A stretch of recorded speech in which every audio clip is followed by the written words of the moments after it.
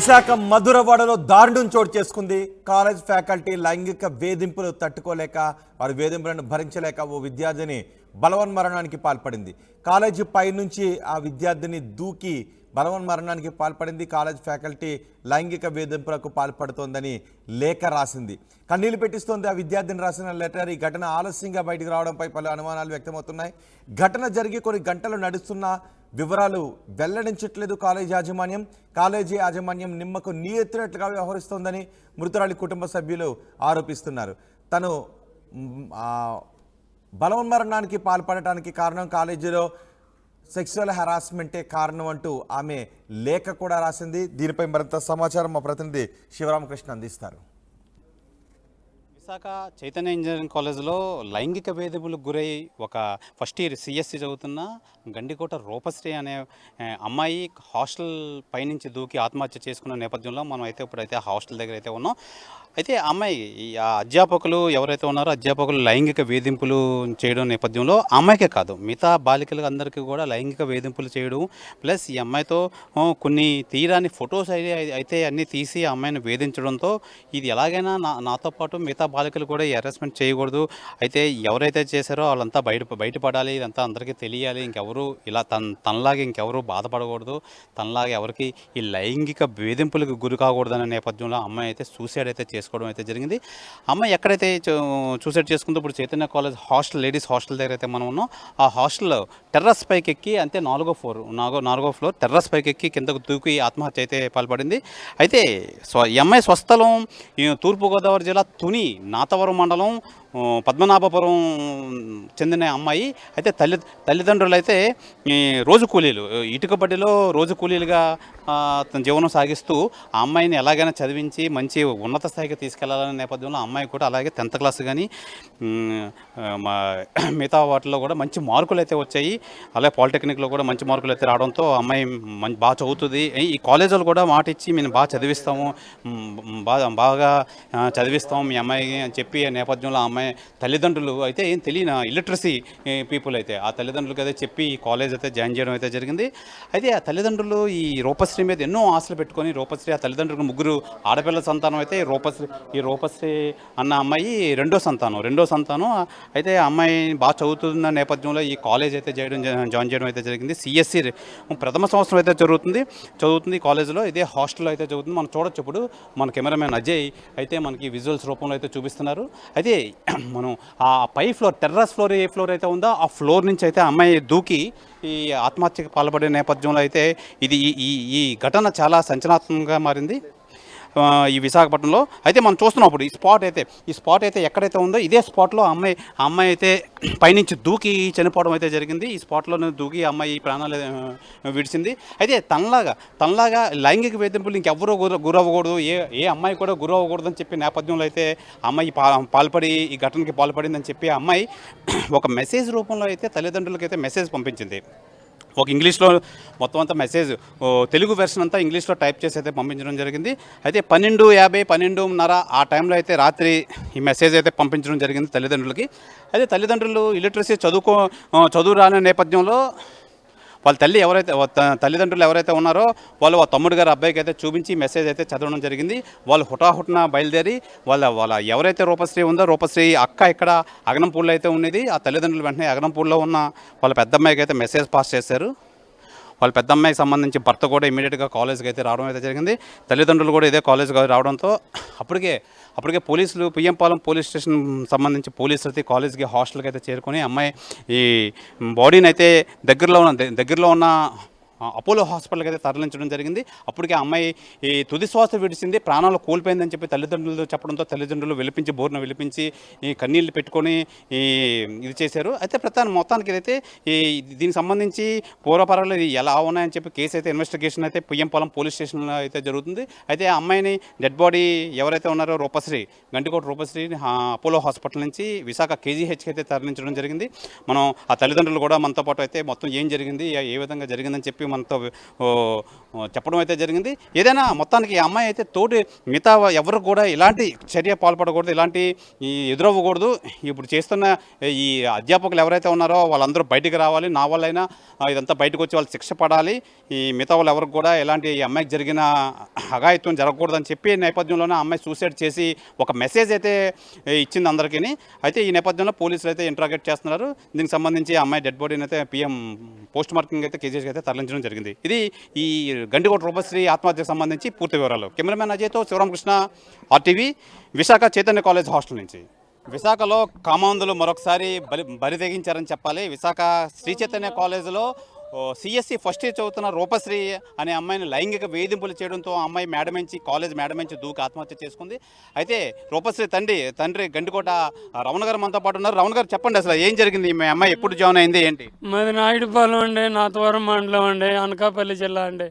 నాకు 3 కూతుళ్ళు అండి, రెండో అమ్మాయి అండి. అమ్మాయి నేను 10th చదివిన తర్వాత పాలిసెట్ పరీక్షలు రాసిందండి.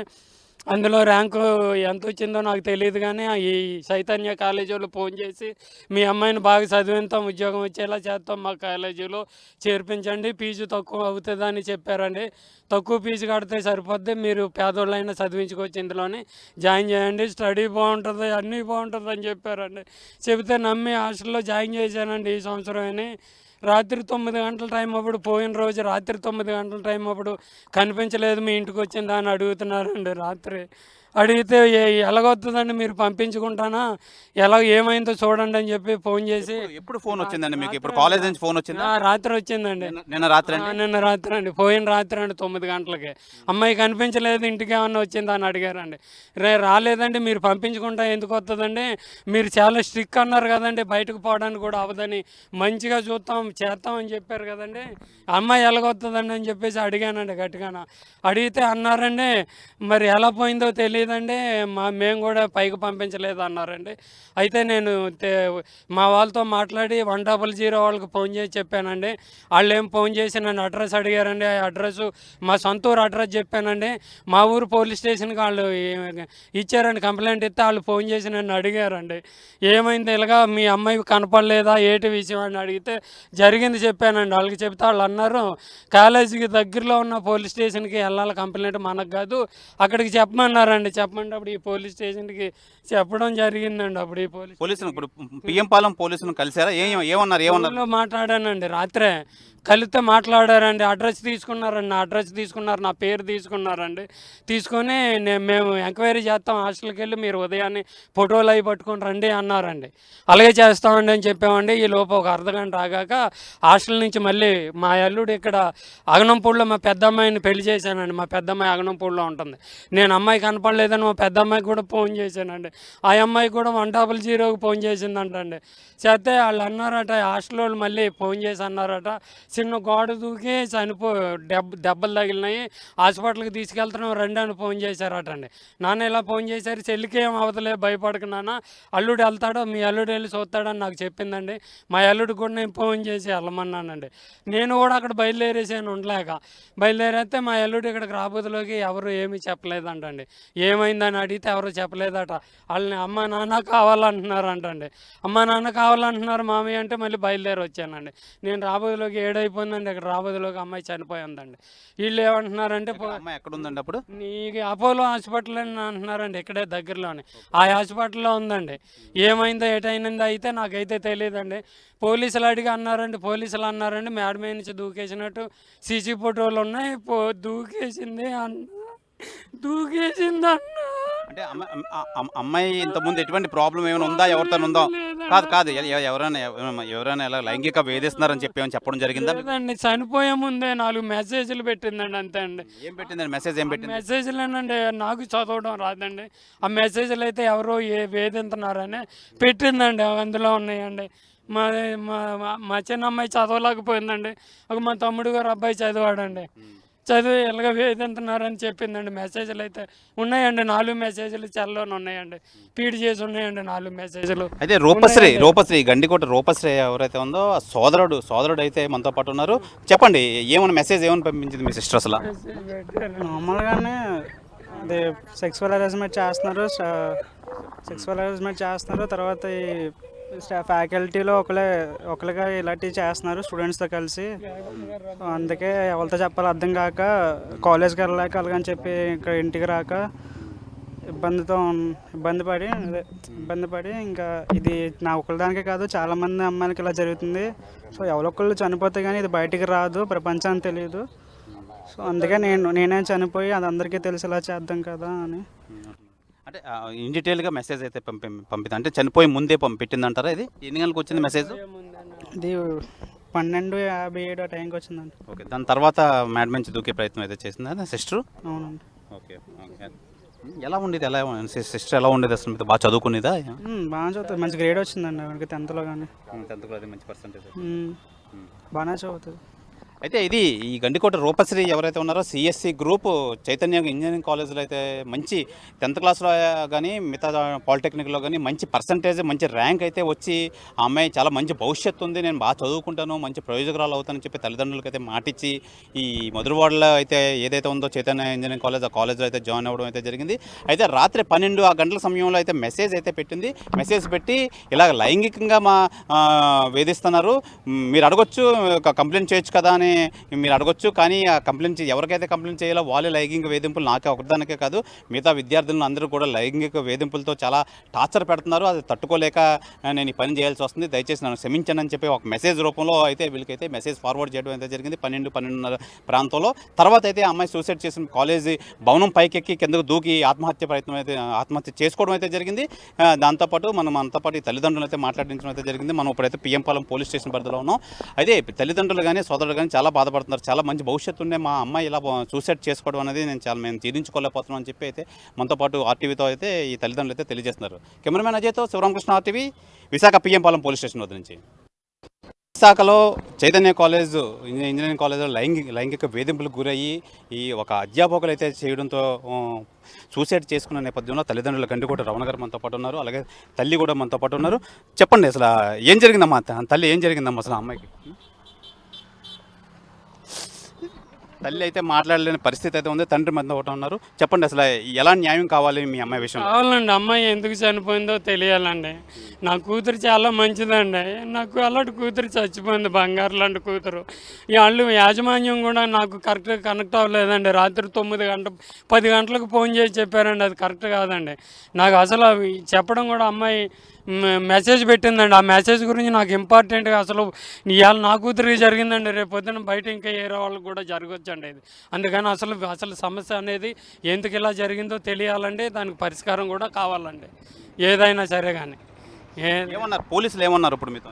పోలీసులు అయితే ఇప్పుడు ఏమీ చెప్పలేదండి, అది రాసుకొని కేజీహెచ్కి వెళ్ళమన్నారండి.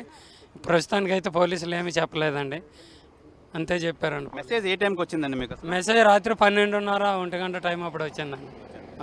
మీరు మెసేజ్ రాగానే మీకు హుటాహుటిన మీరు బయలుదేరి వచ్చారా? వచ్చామండి మెసేజ్ రాగానే వచ్చామండి. అమ్మాయి 10th క్లాస్ పాలిటెక్నిక్ బాగా వచ్చాయండి? వచ్చాయండి, 10th కూడా 504 వచ్చినాయండి. పాలిటెక్నిక్లో కూడా ఎంతో కానీ 3000 లోపే ఎంతో ర్యాంక్ వచ్చింది అన్నారండి. అంటే వాళ్ళు ఫోన్ చేసి మీ అమ్మాయిని చక్కగా చదివిస్తామని చెప్పారండి. నమ్మి ఇక్కడ జాయిన్ చేశానండి. చేస్తే మరి ఇలా చేశారండి.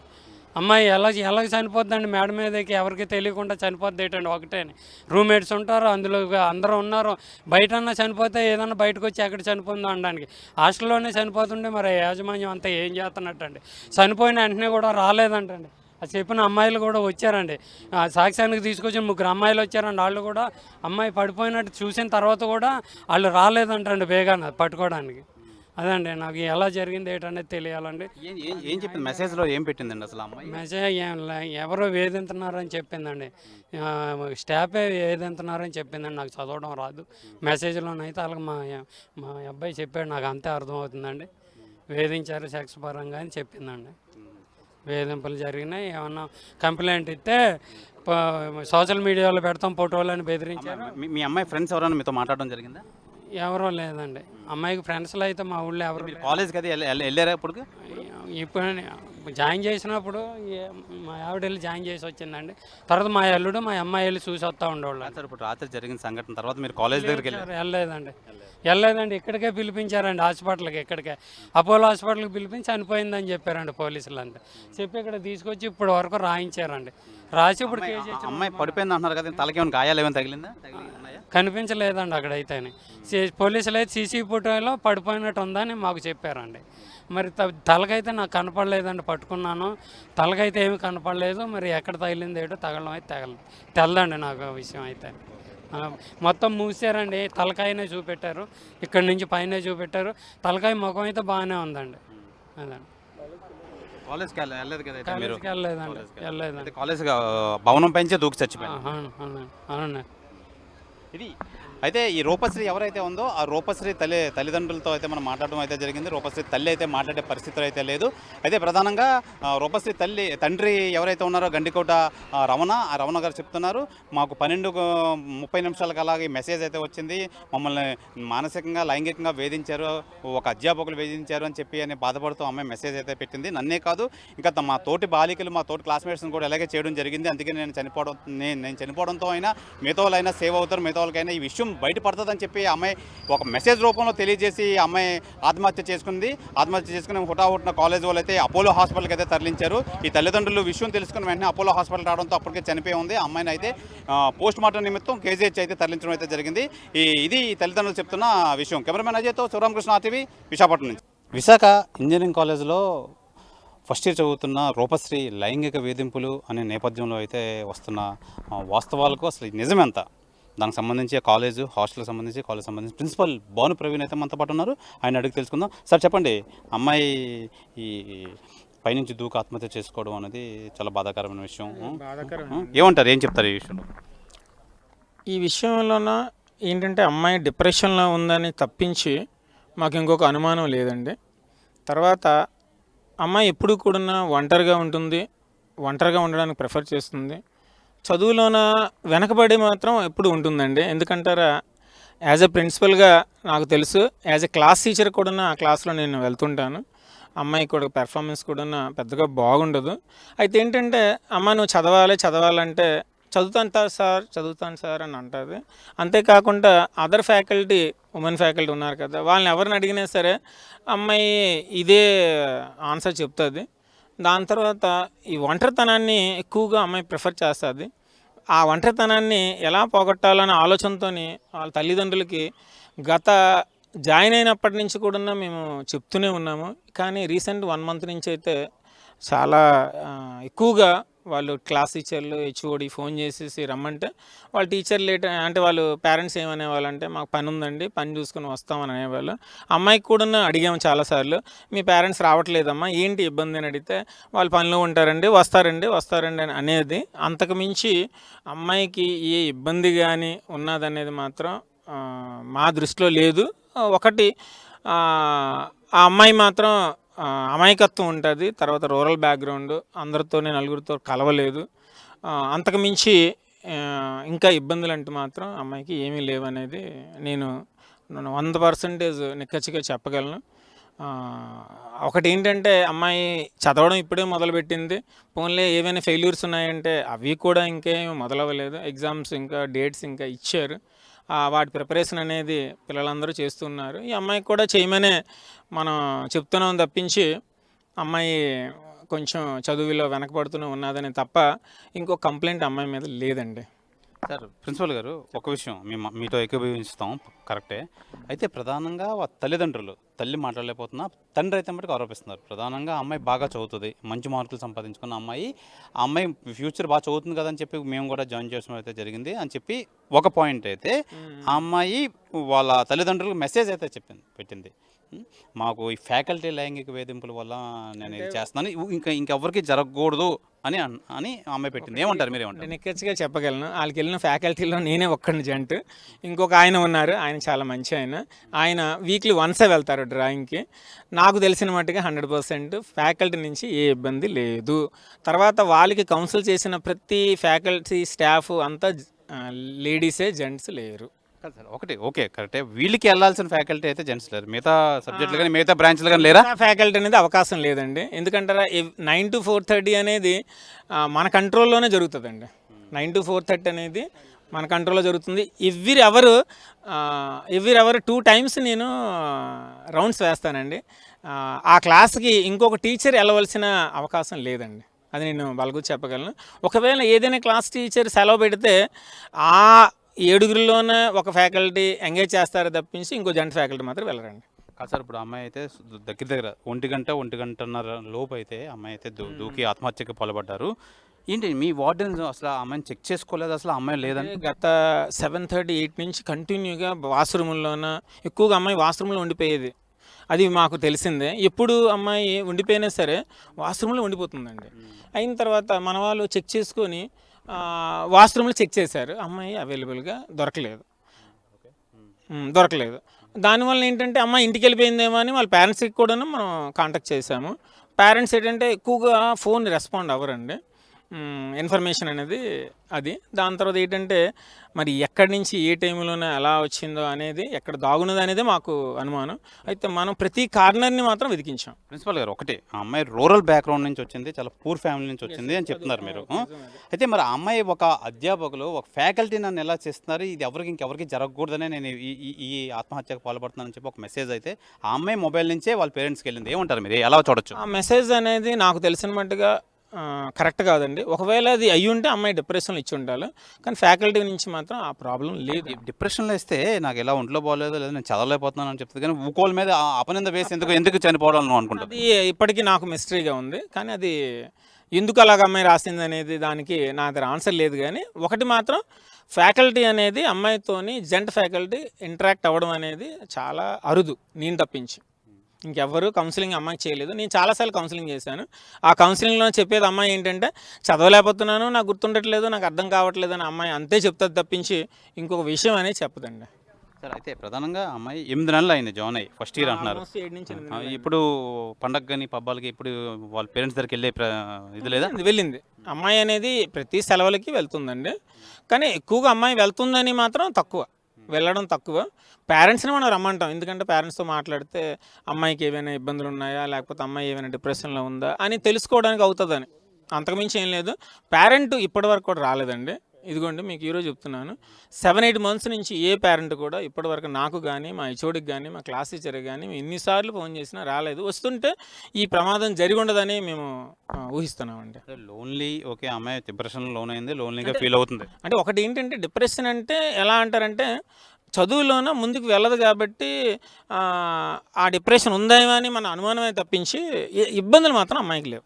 అంటే అమ్మాయికి సడన్గా 500 అబోవ్ మార్క్స్ వచ్చాయని చెప్పి వాళ్ళైతే తెలియజేస్తున్నారు, మీరేం చెప్తారు? ఆ మార్కులు అనేది 10th కదండి, ఇక్కడికి వచ్చారు మాత్రం పర్ఫార్మెన్స్ అస్సలు లేదు సార్. మా దగ్గర డాటా అంతా ఉంది. ఏ సబ్జెక్ట్ టీచర్ ఆ subject teacher every month every hour కూడా మేము ఫస్ట్ అర్థమయ్యేటట్లు చెప్తాము, దాని తర్వాత దాన్ని ప్రాక్టీస్ చేయిస్తాం, దాన్ని చూడకుండా రాయిస్తాం. ఈ 3 పనులు అనేది అమ్మాయి చేయలేకపోతుంది. అయితే ఏంటంటే చేయలేకపోయినా పర్వాలేదు, మనకి ఏంటంటే ఒక 10 క్వశ్చన్లు ఉంటాయి, ఈ చదివితే చాలమ్మా మనం పాస్ అయిపోతామని మనం ఎప్పుడు కూడా మోటివేట్ చేస్తున్నాం. ఆ విషయంలో మాత్రం నేను నిక్కచ్చిగా చెప్పగలను. ఎందుకంటారా 9 to 4:30 అనేది నేను ఒక కాపలాదారిలాగా, ప్రిన్సిపల్ అయినా సరే ఒక కాపలాదారిలాగా ఉంటున్నానండి. ఆ విషయంలో మాత్రం నేను నిక్కచ్చిగా బల్లగుద్ది చెప్పగలను.